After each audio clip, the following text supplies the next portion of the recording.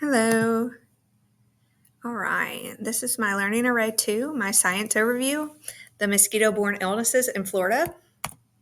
So why I chose this topic, I think that this topic is important because mosquito-borne illnesses affect people's health, the economy, and the environment.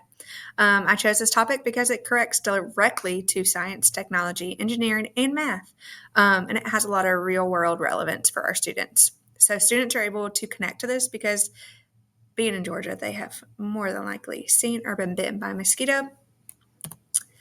Florida's experiencing recurring activity, which makes mosquito-borne illnesses a timely and authentic STEM context for our students. Here's just some research I found. In 2025, Miami-Dade health officials issued a mosquito-borne illness alert after confirming locally acquired cases, and Florida's weekly arborvirus surveillance has tracked multiple local cases statewide this year. In 2024, the CDC reported widespread U.S.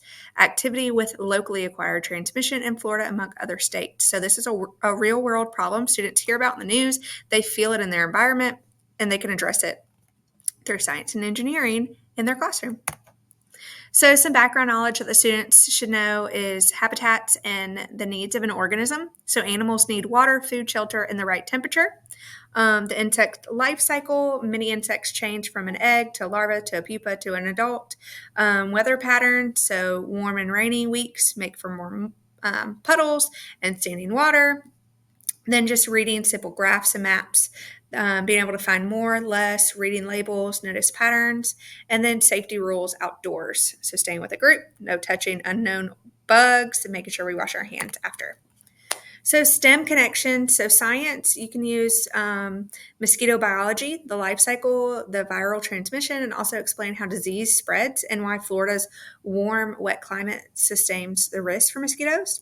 You can use technology, so how the testing and the mapping and surveillance tools can help track and detect diseases that mosquitoes carry. Engineering can be used to design and test prevention solutions, such as like a drainage fix or a container cover.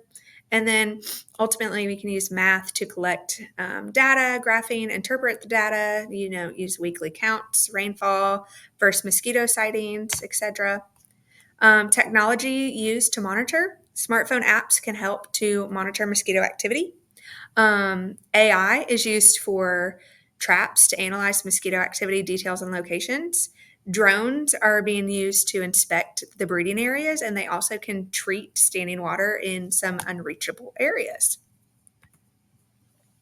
So how this impacts the community and their environmental impact, health risks. So people are getting sick, they're getting hospitalized, death in some severe cases, the economic impact. So the healthcare costs rising, reducing the tourism, going to Florida. These illnesses can not only harm individuals, but it can also affect entire communities, especially those without access to mosquito control measures. Solution and STEM in action. So STEM plays a role in solutions, from engineering better traps to developing genetically modified mosquitoes that can't reproduce. Mosquito control programs such as like spraying, draining, standing water, talking about those drones that are going and spraying all the standing water that's in the unreachable areas. Public awareness campaigns, genetically modified mosquitoes to reduce the populations, possibly. So why does this matter in education for our students? So this encourages and teaches scientific inquiry and problem solving. It allows students to make connections between academics and real life issues. They're able to use data and technology to solve problems in their real world and possibly in their community. And it encourages environmental responsibility. So this is an opportunity for students to engage in science while teaching them how they can make a difference in their community. So questions to ask students. So just some in-depth thinking, DOKs. If it rained today, what might happen to the mosquito numbers this week and why?